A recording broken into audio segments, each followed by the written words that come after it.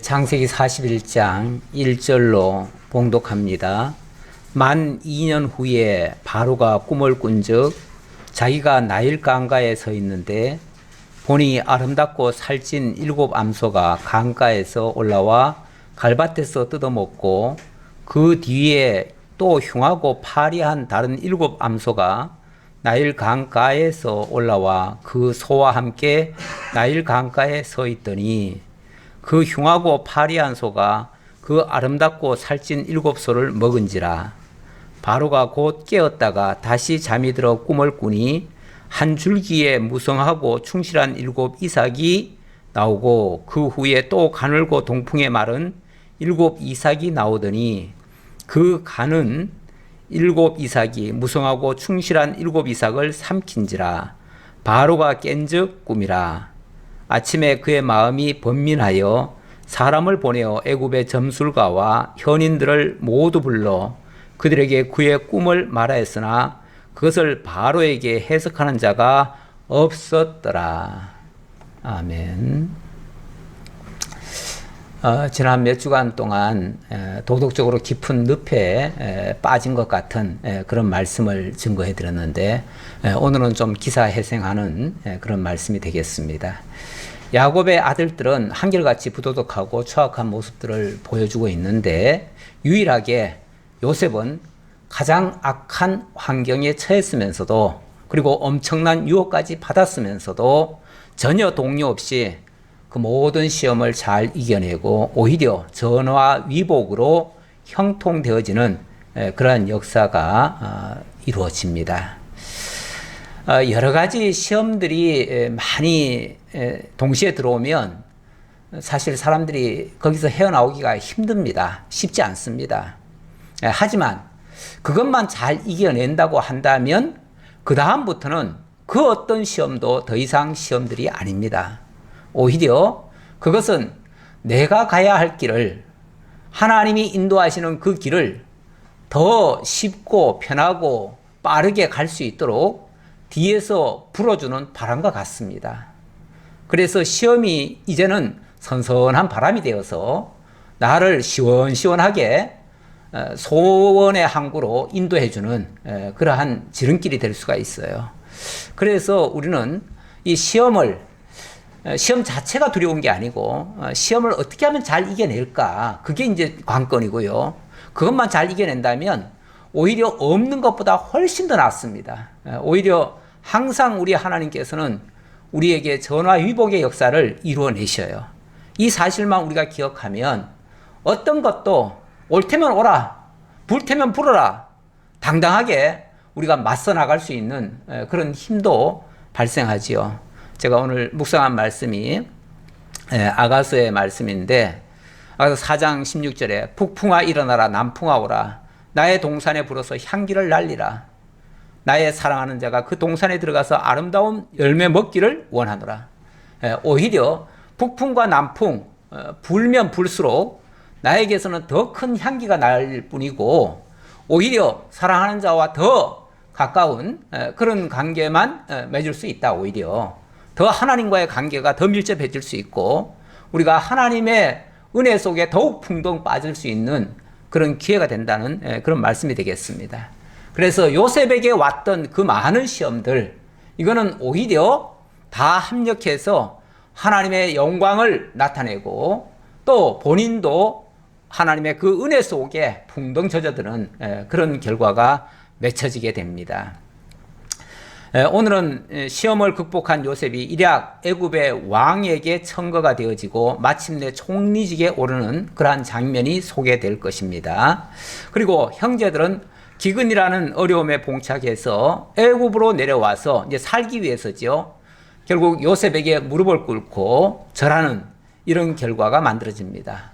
이 내용은 일찍이 하나님께서 아브라함을 통해서 계시해 주신 내용, 그리고 요셉에게 꿈으로 보여주신 내용, 그것을 이루어 주시는 그러한 결과가 될 것입니다. 그리고 이러한 결과물은 장차 요셉이 지금 굉장히 애매한 고난과 시험을 이긴 후에 마침내 총리에 오르는 이 열매를 맺게 됐는데 이것은 장차 예수께서 억울한 누명을 쓰시고 십자가에 고난 후 부활하심으로 만왕의 왕이 되실 것에 대한 모형과 그림자적인 사건이 되어진다. 그런 의미에서 예표적인 일들이다. 이렇게 말씀드릴 수 있겠습니다.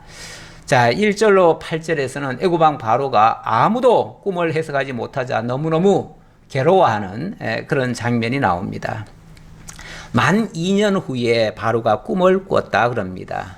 여기 만 2년이라고 하는 것은 바로 요셉이 감옥에 갇힌 이후, 그리고 그때의 그 술 맡은 간원장의 꿈을 해석해 주었는데, 그 꿈대로 이루어져서 술 맡은 간원장이 복직을 했습니다. 그랬을 때에 요셉이 나를 좀 기억해 달라. 당신은 분명히 복직할 건데 그때 나를 좀 기억해 달라. 그래서 나를 어찌 보면 지금 내가 억울하게 지금 여기 누명을 쓰고 지금 잡혀와 있는데 나를 좀 풀어줬으면 좋겠다. 다른 거 바라는 거 하나도 없고 그거 하나만 좀 바란다 라고 했는데 까마득하게 잊어버렸어요. 그래서 그때부터 2년이 지났다 그 말이에요. 사람들은 내 거는 다 급해요. 내 거는 다 급한데 남의 일은 급한 게 하나도 없어요. 남의 사정 제가 알 게 뭐예요. 그냥 나는 내 편리한 대로 내 급하면은 뭐 쫓아는 가겠지만 그렇지 않으면 전혀 기억도 안 날 수가 있어요.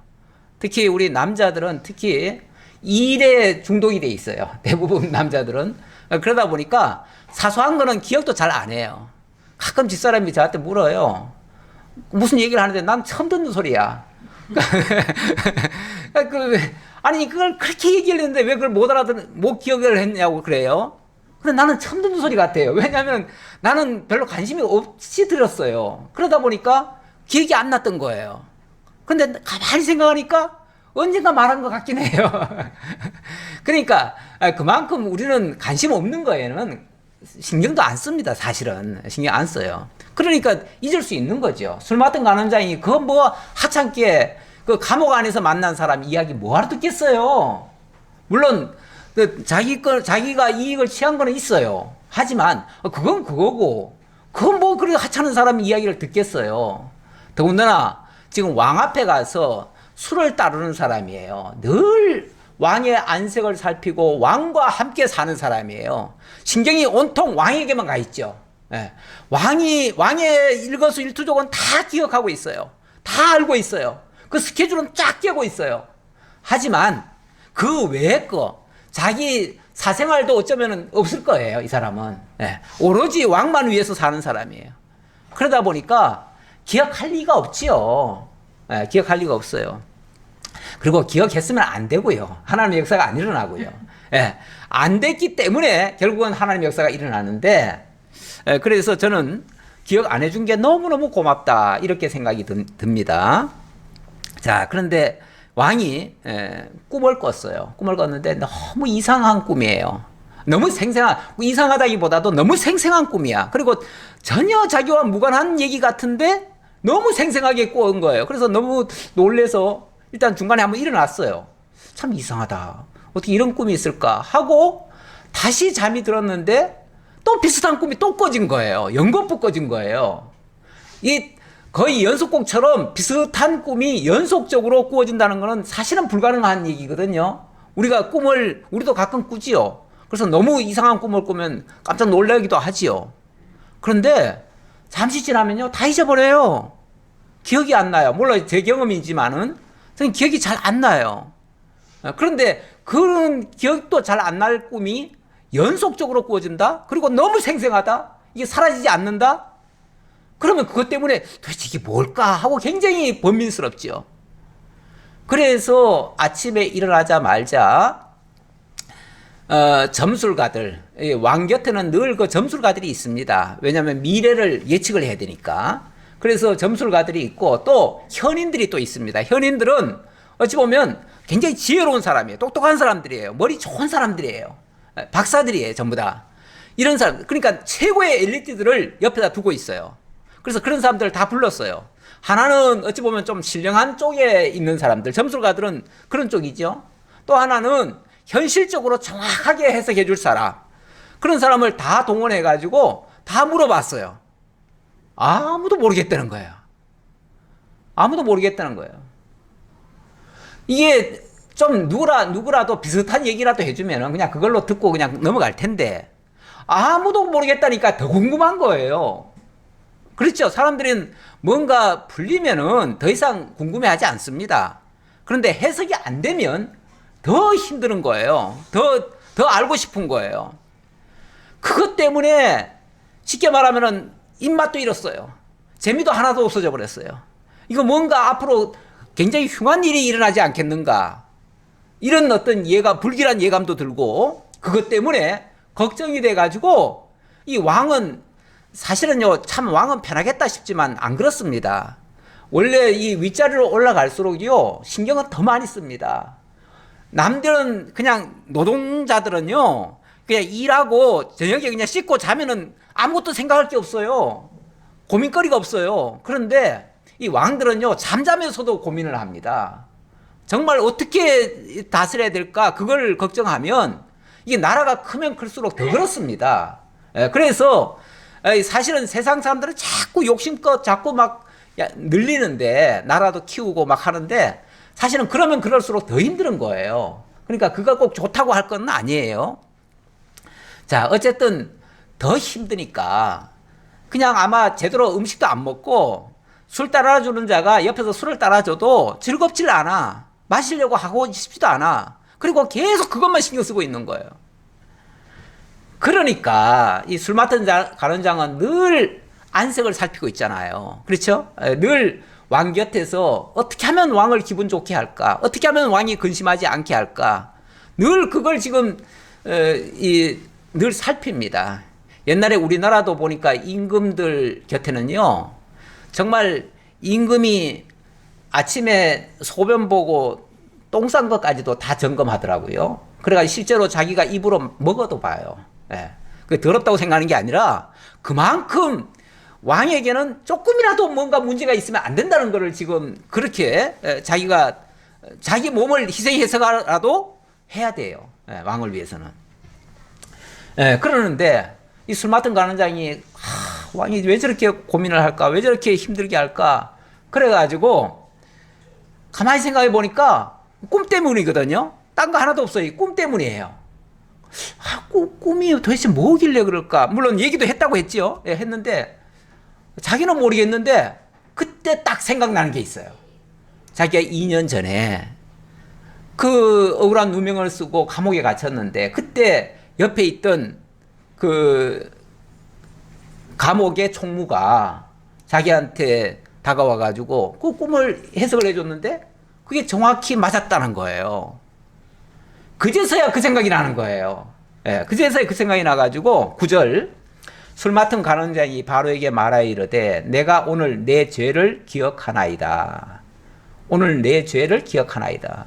제가 2년 동안 깜빡 잊고 있던 거 그것도 어떻게 보면 죄지요. 예, 죄인데 그거를 미리 알려줬으면 왕이 그만큼 걱정 안 해도 될 텐데 그걸 걱정하게 만들었으니까 결국은 죄 지은 셈이지요. 그래서 그 죄를 이제서 기억이 났습니다. 그러면서 하는 말이 바로께서 종들에게 놓아서 나와 떡 굽는 간원장을 친히 대장의 집에 가두셨을 때에 바로 그러니까 2년 전 얘기입니다. 나와 그가 하룻밤에 꿈을 꾼즉 각기 뜻이 있는 꿈이라. 그곳에 친히 대장의 종된 히브리 청년이 우리와 함께 있기로 우리가 그에게 말하매 그가 우리의 꿈을 풀되 그 꿈대로 각 사람에게 해석하더니 그 해석한 대로 되어 나는 복직되고 그는 매달렸나이다. 2년 전에 이런 일이 있었지 않습니까? 왕도 잘 아는 얘기죠. 그게 하필이면 또 왕의 생일날 이 모든 일이 일어났잖아요. 그러니까 왕이 기억 못할 리가 없지요. 당연히 알고 있죠. 바로 그때 제가 이런 일이 있었습니다. 라고 얘기하니까 그래? 그런 사람이 있었으면 진작 좀 얘기하지. 빨리 그 사람 데려와라. 이렇게 나오는 거죠. 뭐 두말 할 것도 없죠. 지금 자기가 얼마나 지금 궁금한데 그것 때문에 지금 맨날 며칠 지금 잠도 못 자고 지금 걱정을 했는데 당장 불러와라 그러겠지요. 이에 바로가 사람을 보내어 요셉을 부르매 그들이 급히 그를 옥에서 내놓은지라. 요셉이 곧 수염을 깎고 그의 옷을 갈아입고 바로에게 들어가니 바로가 요셉에게 이르되 내가 한 꿈을 꾸었으나 그것을 해석하는 자가 없더니 들은즉 너는 꿈을 들으면 능히 푼다 하더라. 너는 꿈을 들으면 능히 푼다 하더라. 물론 그 앞에서 술 맡은 관원장이 그렇게 얘기를 해서 그렇게 들은 거죠. 그런데 뭐 이 사람이 무슨 뭐 꿈 해석가입니까? 꿈만 들으면 무조건 다 해석해 줍니까? 그러니까 요셉이 바로에게 대답하여 이르되 내가 아니라 하나님께서 바로에게 편안한 대답을 하시리이다. 제가 하는 게 아닙니다. 제가 꿈 해석가가 아닙니다. 그 말이죠. 제가 꿈 해석가가 아니라 하나님이 모든 일을 다 하시는데 그분이 바로 왕께 편안하게 대답할 수 있게 할 겁니다. 그러니까 정확한 대답을 해주면 편안해질 거 아니에요. 그러니까 정확한 대답은 우리 하나님께 있습니다. 왜냐하면 그분이 모든 일을 하시는 분이니까 그분이 왕께 편안하게 대답해 줄 겁니다. 그러니 저는 좀 부족하지만은 하나님의 말씀으로 제가 설명드리지요. 이렇게 이제 대답한 거죠. 참 이런 자세가 굉장히 좋지요. 참 요셉은 말 한마디 한마디가 정말 너무너무 소중한 표현들이에요. 이런 표현들은 우리가 정말 본받아도 될 만한, 지금까지 야곱의 아들들 가운데서 본받을 만한 사람들이 별로 없었는데 정말 요셉의 말은 하나도 버릴 게 없는 말이에요. 반대로 정말 중요한 말들이에요. 그랬더니 바로가 이제 믿고 얘기를 하는 거예요. 바로가 요셉에게 이르되 내가 꿈에 나일 강가에 서서 보니 살찌고 아름다운 일곱 암소가 나일 강가에 올라와 갈밭에서 뜯어먹고 그 뒤에 또 약하고 심히 흉하고 파리한 일곱 암소가 올라오니 그같이 흉한 것들은 애굽 땅에서 내가 아직 보지 못한 것이라. 그 뒤에 나오는 그냥 보통 살찌고 아주 토실토실한 그런 암소는 참 보기 좋지요. 좋은데 아주 흉측한 그야말로 뭐 잡아먹기 위해 태어난 존재처럼 그런 아주 악한 그런 소가 올라오더라는 거죠. 올라오더니만 그만 그냥 앞서 있던 그 좋은 암소들을 다 잡아먹더라는 거예요. 이게 너무 인상이 콱 박혀버린 거예요. 뭔가가 굉장히 불길한 거예요. 뭔가 굉장히 불길한 것이 그 좋은 것을 없애는 어떤 그런 느낌이니까 사람들이 좋은 것만 보면 그냥 좋고 넘어가요.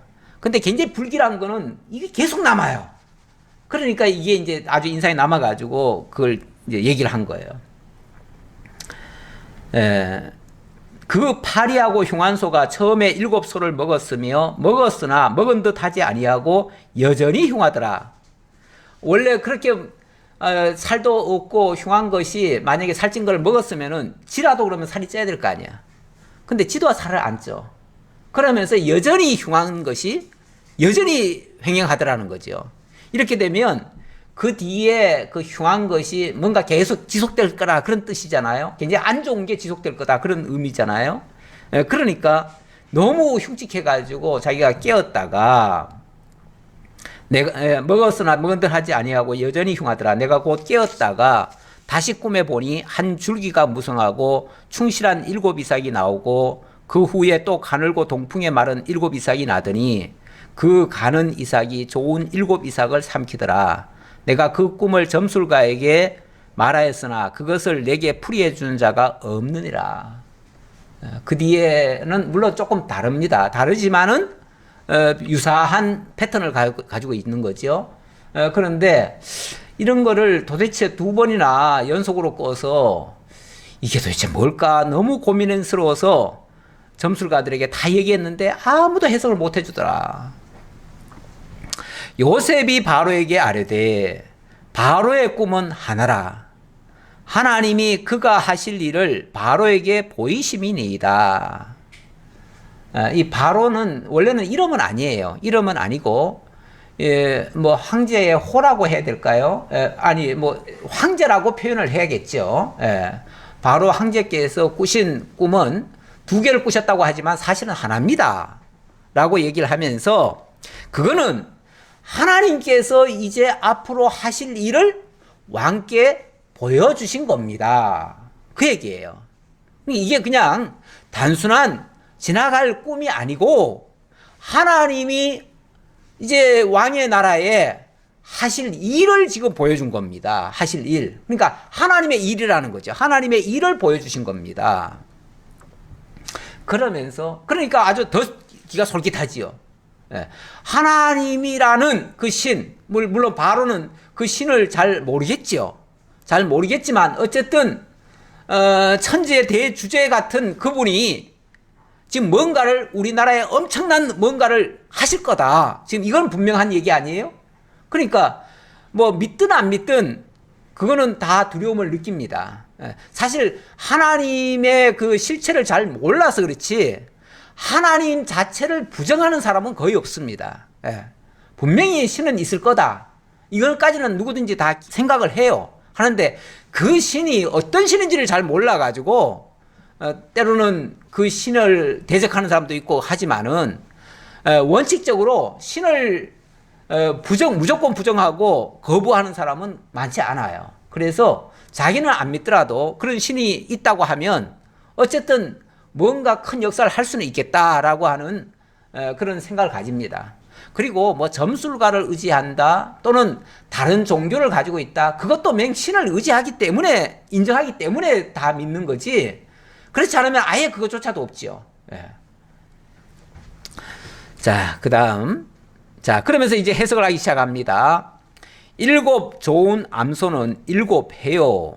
일곱 좋은 이삭도 일곱 해니 그 꿈은 하나라. 결국 똑같은 얘기입니다. 그 후에 올라온 파리하고 흉한 일곱 소는 7년이요. 동풍에 말라 속이 빈 일곱 이삭도 일곱 해 흉년이니. 예, 똑같습니다. 자, 그러면서 내가 바로에게 이르기를 하나님이 그가 하실 일을 바로에게 보이신다 함이 이것이라. 그래서 제가 이거는 하나님이 바로에게 하실 일을 보여준 거지 이게 무슨 어떤 자연현상이나 뭐 이런 걸 얘기하는 게 아닙니다. 우연히 일어나는 일들이 아닙니다. 이거는 하나님이 하시는 일입니다. 그래서 제가 그걸 얘기했지 않습니까? 라고 이제 하나님이 하신다는 걸 거듭 강조하는 거예요. 어찌 보면 꿈도 2번씩 꿨지만 지금 요셉이 강조하는 것도 지금 거듭 강조하는 거예요. 이 거듭 강조한다는 게 중요해요. 우리는 잔소리 같지만은 잔소리가 아니고 이 거듭 얘기하는 거는 굉장히 중요하다는 뜻이에요. 중요하지 않으면은 거듭 얘기하지 않습니다. 자, 그러면서 온 애굽 땅에 7해 큰 풍년이 있겠고 후에 7해 흉년이 들므로 애굽 땅에 있던 풍년을 다 잊어버리게 되고 그 땅이 그 기근으로 망하리니 후에 든 그 흉년이 너무 심함으로 이전 풍년을 이 땅에서 기억하지 못하게 되리이다. 이 땅에서 기억하지 못하게 되리이다.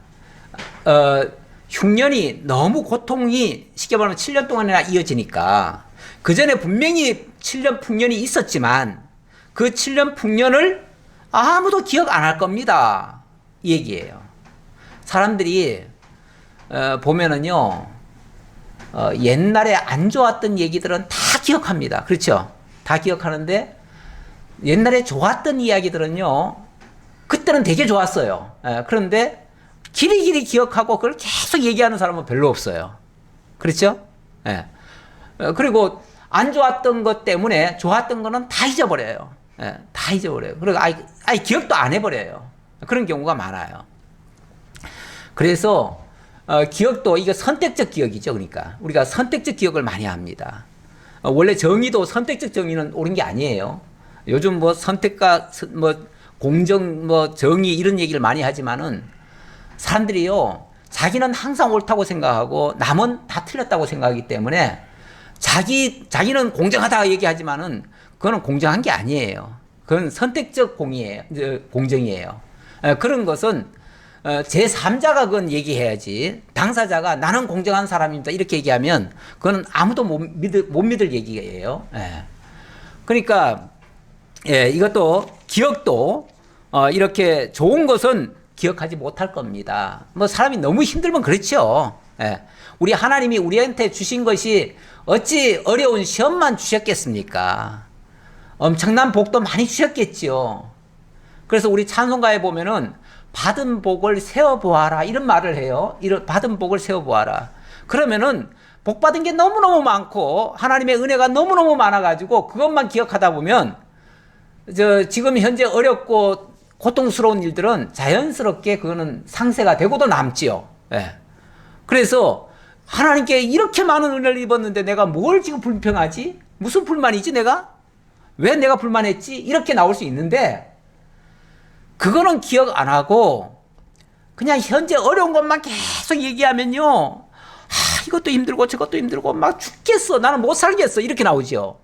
예. 그러니까 똑같은 상황을 겪으면서도 정말 하나님의 은혜를 기억하는 사람과 은혜를 기억하지 못하는 사람은 이렇게 극명한 차이가 납니다. 자, 그렇게 될 거다 그 얘기예요. 앞으로 그렇게 될 거다. 그러니 이건 어떻게 해야 되죠? 여기에 대비해야죠. 대비 안 하면 틀림없이 그렇게 될 겁니다. 그 얘기예요. 그러면서 바로께서 꿈을 2번 겹쳐 꾸신 것은 하나님이 이 일을 정하셨습니다. 하나님이 속히 행하시리니 이제 바로께서는 명철하고 지혜 있는 사람을 택하여 애굽 땅을 다스리게 하시고 바로께서는 또 이같이 행하사 나라 안에 감독관들을 두어 그 7해 풍년에 애굽 땅의 5분의 1을 거두되 그들로 장차 올 풍년의 모든 곡물을 거두고 그 곡물을 바로의 손에 돌려 양식을 위하여 각 성읍에 쌓아두게 하소서. 이와 같이 이 곡물을 이 땅에 저장하여 애굽 땅에 임할 7해 흉년에 대비하시면 이 땅이 이 흉년으로 말미암아 망하지 아니하리이다. 한마디로 대비해야 합니다. 지금부터 대비해야 합니다. 왜냐하면 이게 곧 속히 임할 거니까. 이 일이 속히 임할 거니까. 그래서 32절 다시 보면요. 바로께서 꿈을 2번 겹쳐 꾸신 것은 하나님이 이 일을 정하셨음이고 또 하나님이 속히 행하시리니 이게 곧 다가올 겁니다. 곧 다가올 거니까 빨리 지금이라도 대비하지 않으면은 이 기회를 놓칩니다. 이 기회 놓쳐버리면 그 다음에 다가오는 것은 흉년으로 다가올 거거든요. 그러니까 지금은 이제 곧 풍년이 먼저 올 겁니다. 풍년이 7년 동안 오면 사람들은요 7년 풍년이 오면 야 좋구나 다음에도 또 좋네 계속 좋네 그러면 흥청망청 쓰게 됩니다. 그러면 보나마나 뭐 하죠? 대비 하나도 안 하죠. 앞으로 계속 잘 될 건데 7년 동안 내가 계속 연속으로 잘 돼 보세요. 그럼 앞으로 계속 잘 된다고 생각하죠 사람들이. 그러니까 아무런 대비할 이유가 없습니다. 이렇게 잘 되다가 갑자기 안 될 일은 만무하잖아요. 그러니까 아무도 대비를 안 하죠. 안 하는데 이 잘 될 때가 대비할 때입니다. 그 얘기죠. 잘 될 때가 대비할 때입니다. 그래서 심지어 뭐까지 하라고 그래요? 이 곡물을 이 땅에 저장하여 쉽게 말하면 비축을 하라는 얘기예요. 비축을 하라는 거예요. 잘 될 때 비축해놔라 그 말이에요. 그것도 아주 구체적으로 얘기까지 합니다. 5분의 1씩을 거두어서 5분의 1씩 5분의 1이면 뭐죠? 우리가 보통 모든 세금은요 거의 다 10분의 1입니다. 그렇죠? 10분의 1이에요. 10분의 1인데 5분의 1을 거두라고 하는 거는 거의 배나 거두라는 거예요. 평소보다 배나 더 거둬야 됩니다. 그 말이죠. 평소 거둔 만큼만 거둬가지고는 1년 쓸 예산밖에 안 될 거 아니에요. 그러니까 그렇게 거두지 마시고 아예 배를 거두셔야 됩니다. 잘 될 때 거두셔야 됩니다. 근데 잘 될 때 거두면요 누가 불만 없어요. 그렇죠? 잘 되니까 그냥 더 많이 내놓겠지요. 그러니까 잘 될 때 많이 거두셔야 됩니다. 많이 거둬가지고 저장을 하셔야 됩니다. 오늘날로 말하면 저축해야 됩니다. 그 얘기죠. 해야 됩니다. 안 그랬다가는 이제 곧이어서 연이어서 7해 동안 흉년이 들 건데 그때 대비할 수가 없습니다. 지금 안 해놓으면 그때는 늦습니다. 그 얘기예요. 이거는 지금 시간을 다투는 일입니다. 이거 뭐 다음에 하지 언제 하지 이거 뭐 기다리고 이럴 새가 없습니다. 왜냐하면 곧 시작될 거니까. 이렇게 얘기하니까 37절 바로와 그의 모든 신하가 이 일을 좋게 여긴지라. 바로가 그 얘기를 들었고 그 옆에 이제 술 맡은 가난정도 있었을 테고 또 몇몇 지혜로운 자들이 왔겠지요. 왔는데 가만히 들어보니까 하나도 틀린 말이 없어요. 정말 맞는 말 같아요. 그리고 진짜 만약에 풍년이 들면 그때 만약에 준비 안 했다가는 흉년 들 때 난처할 수 있어요. 실제로. 그러니까 그걸 좋게 여겼다. 자, 좋게 여길 정도가 아니라 바로가 그의 신하들에게 이르되 이와 같이 하나님의 영에 감동된 사람을 우리가 어찌 찾을 수 있으리요 하고, 지금 이 일이 어디로 말미암았다고 그랬습니까? 하나님으로 말미암았다고 했는데, 그러면은 하나님의 그 마음을 읽고 그 뜻을 알고 거기에 대처할 만한 사람이 필요하잖아요. 필요한데 이와 같이 이 사람처럼 이렇게 하나님의 영에 감동된 사람이 어디 있을까? 그렇죠? 아니 갑자기 어디서 하나님께 감동된 사람을 찾을 수 있겠어요? 그러니 뭐 멀리 찾을 거 있나요? 바로 앞에 지금 하나님의 영에 감동된 사람이 있잖아요. 지금 있으니까 왕이 그렇게 생각하는 거예요. 그러면서 요셉에게 이르되 하나님이 이 모든 것을 너에게 보이셨으니 너와 같이 명철하고 지혜 있는 자가 없도다. 있을 리가 없다 그 말이죠. 너처럼 이렇게 하나님께 감동이 돼서 하나님의 그 마음, 하나님의 계획, 하나님의 뜻을 다 읽고 있는 사람, 그 읽고 그대로 대처하는 사람이 지혜롭고 명철한 사람 아닙니까? 이런 사람이 너 말고 누가 있겠느냐 그 말이죠. 현실적으로 아무리 계산하고 따져봐도 계산하고 따질 것도 없어요. 이런 사람은 없어요.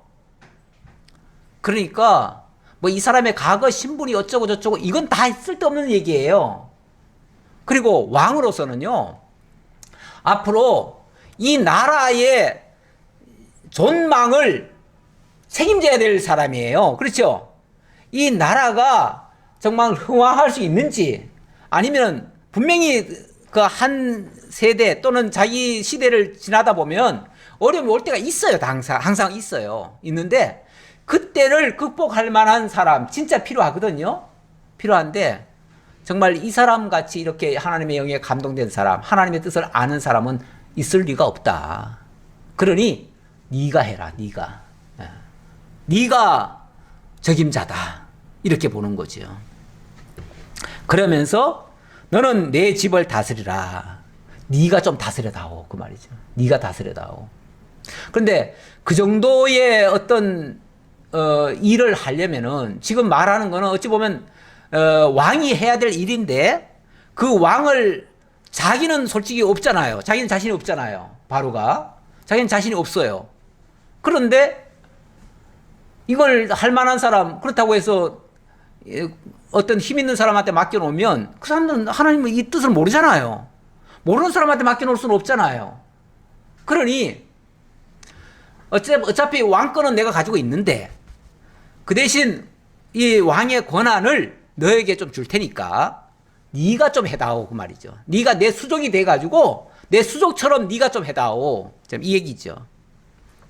그렇다고 왕자리까지 주는 건 아니에요. 하지만 왕이 행사할 모든 권세를 내가 너한테 주겠다. 물론 자기 허락하에 하겠지요. 그러나 어쨌든 내가 그만한 막강한 권세를 줄 테니까 네가 이제부터는 다스리라 그 말이죠. 그러면서 너는 내 집을 다스리라. 내 백성이 다 내 명령에 복종하리니 내가 너보다 높은 것은 이 왕좌뿐이니라. 이 자리밖에 내가 더 높은 게 없다. 이름만 내가 왕이고 할 일은 네가 다 해라. 내가 그 권한을 내가 다 주겠다. 그 얘기죠. 그래서 직함을 뭘 주냐 하면은 바로가 또 요셉에게 이르되 내가 너를 애굽 온 땅의 총리가 되게 하노라 하고 자기의 인장 반지를 빼어 요셉의 손에 끼우고 그에게 세마포 옷을 입히고 금사슬을 목에 걸고 자기에게 있는 버금 수레에 그를 태우매 무리가 그의 앞에서 소리 지르기를 엎드리라 하더라. 바로가 그에게 애굽 전국을 총리로 다스리게 하였더라. 애굽이라고 하는 나라가 굉장히 큽니다. 제국이에요. 제국이기 때문에 원래는 전국을 몇 개 권역으로 나눠 가지고 거기에 총리들을 따로 세워 가지고 이쪽 지역은 네가 맡아라, 이쪽 지역은 네가 맡아라, 이럴 수도 있어요. 실제로 그래서 총리가 여럿인 제국이 많아요. 어차피 다 관할을 못 하니까. 그런데 다 기존의 총리들이 있겠지요. 있을 거예요. 있는데 그 위에 너는 전국을 다 다스리는 총리가 되라.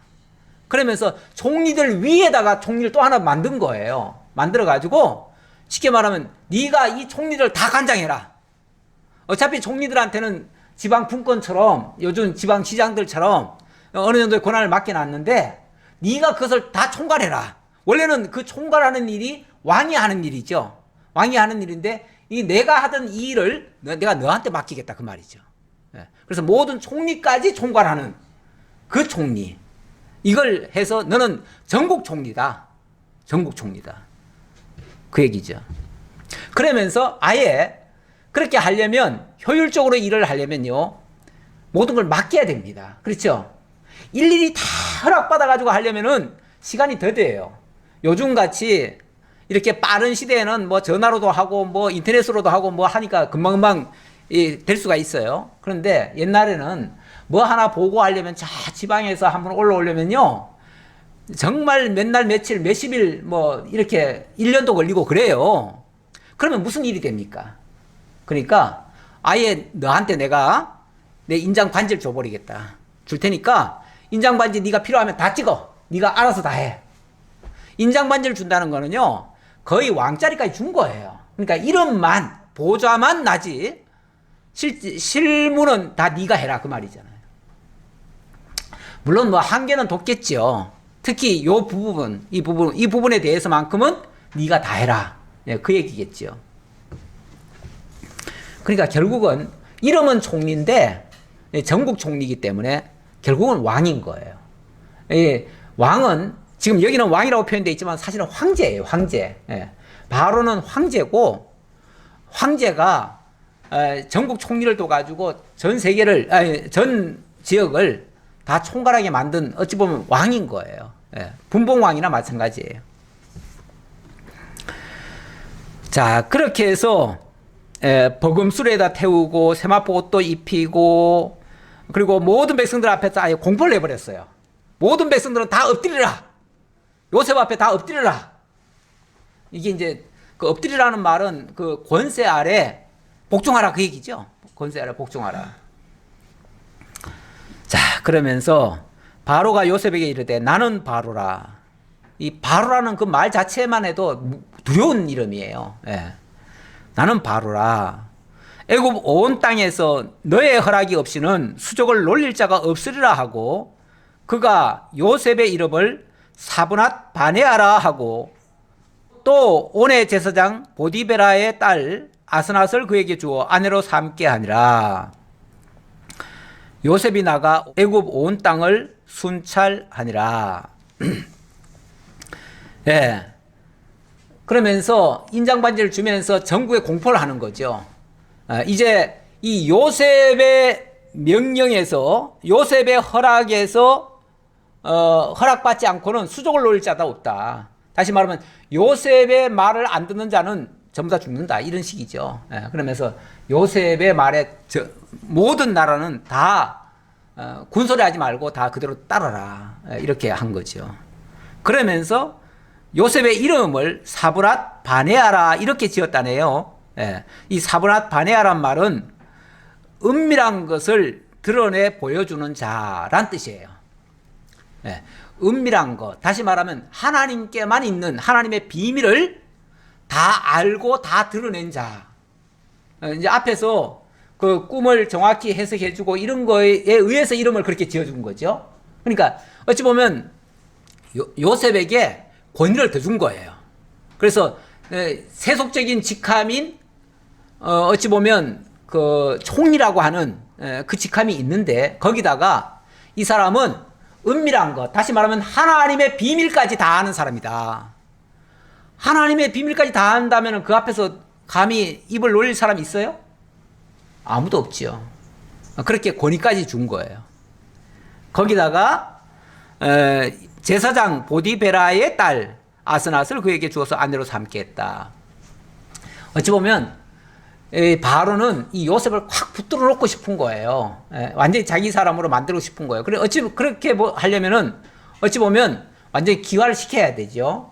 지금 사실은 히브리인이잖아요. 그러니까 완전히 기화시키기 위해서 아마도 이 보디베라의 딸, 이 제사장, 그러니까 이 제사장이라고 하는 이 직함도 사실은 굉장히 권위가 있는 직함이거든요. 그 당시로는 물론 이방 제사장이지만 그래도 나라에서 인정받는 그런 사람의 딸을 그 아내로 주어서 이제 실질적인 모든 권위까지 그리고 그 모든 능력까지 다 인정을 해준 겁니다.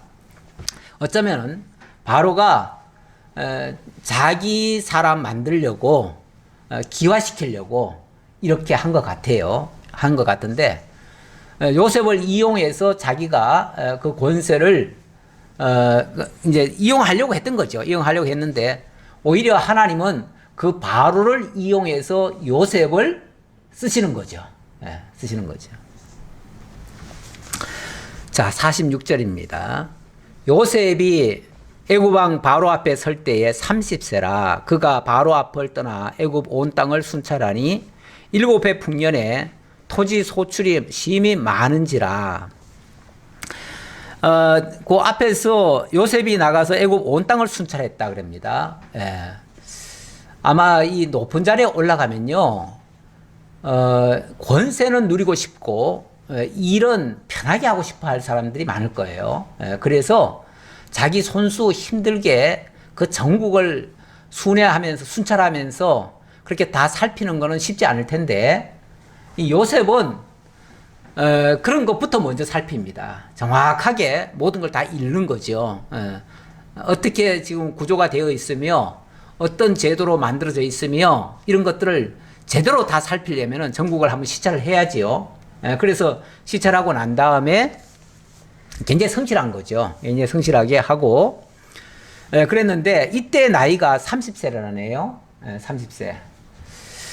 37장 2절에 보면 37장 2절 야곱의 족보는 이러하니라 요셉이 17세의 소년으로서 이렇게 얘기하죠. 17세.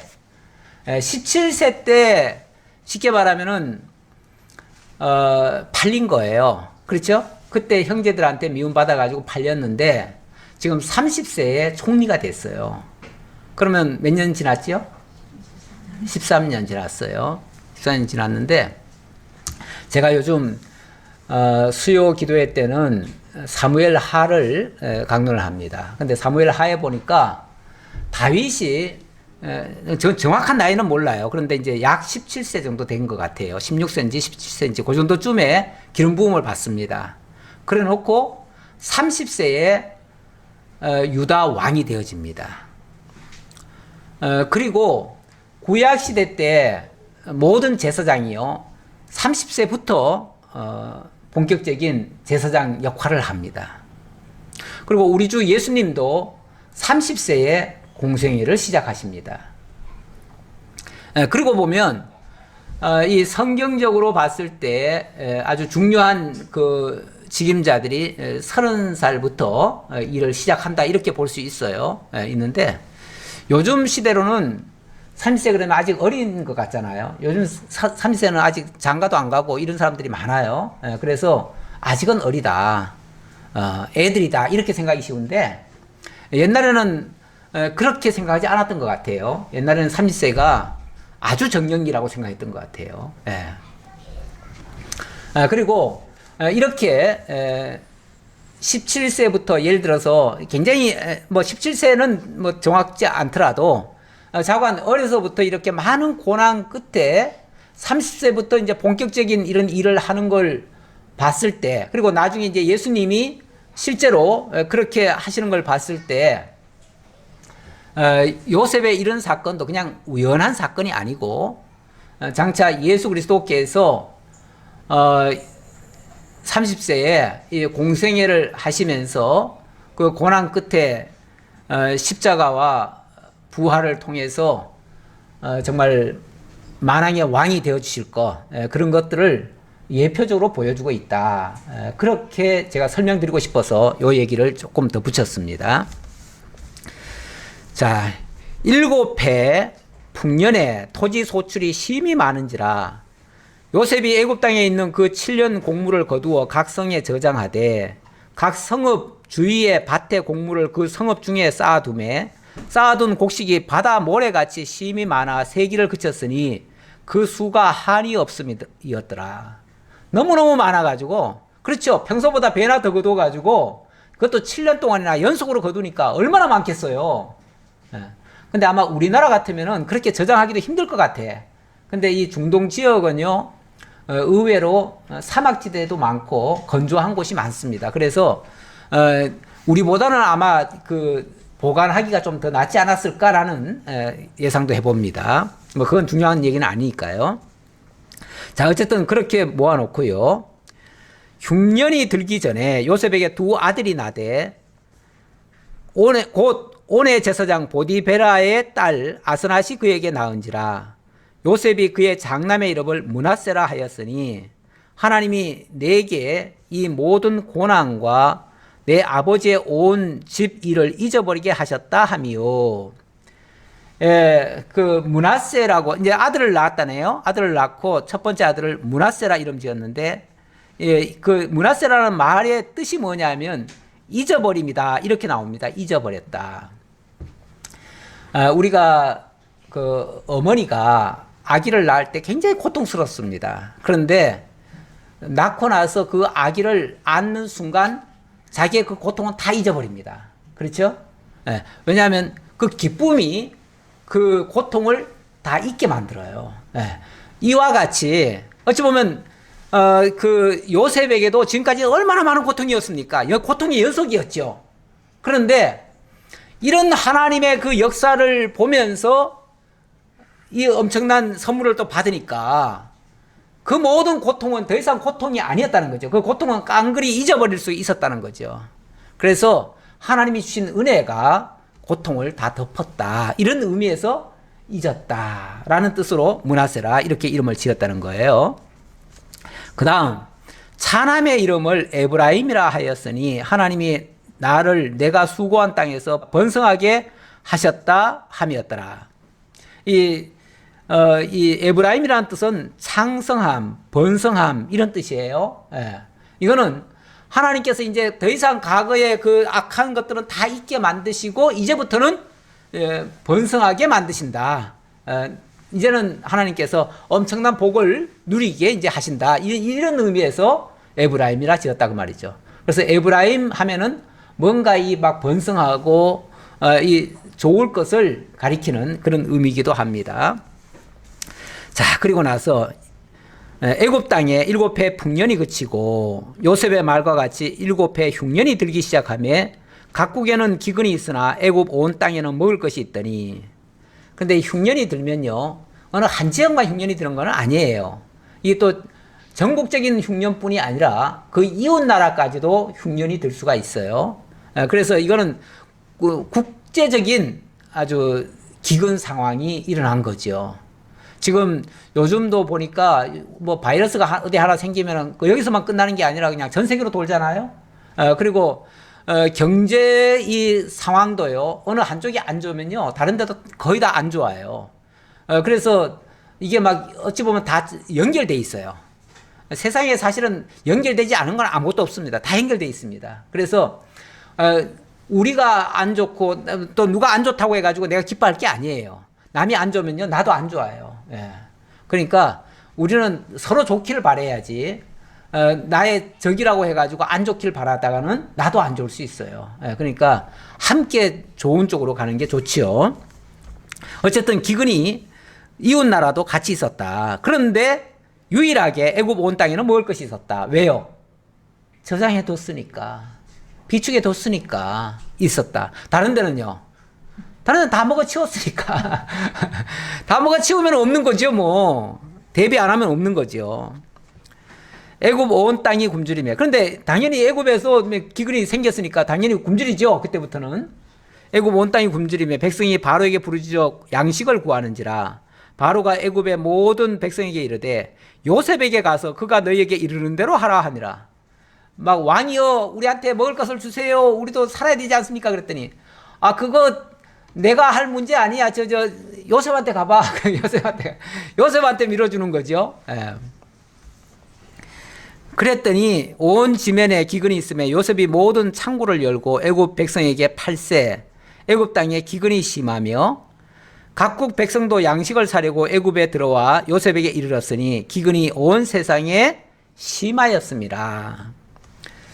예, 이제 본격적으로 요셉이 이제 본격적으로 전면에 나서서 온 세상 사람들에게 부각이 되는 거죠. 부각이 되기 시작하는 거죠. 이제 요셉이라는 이름은 아니고 앞에서 얘기한 것처럼 사브낫 바네아 총리가 되겠죠.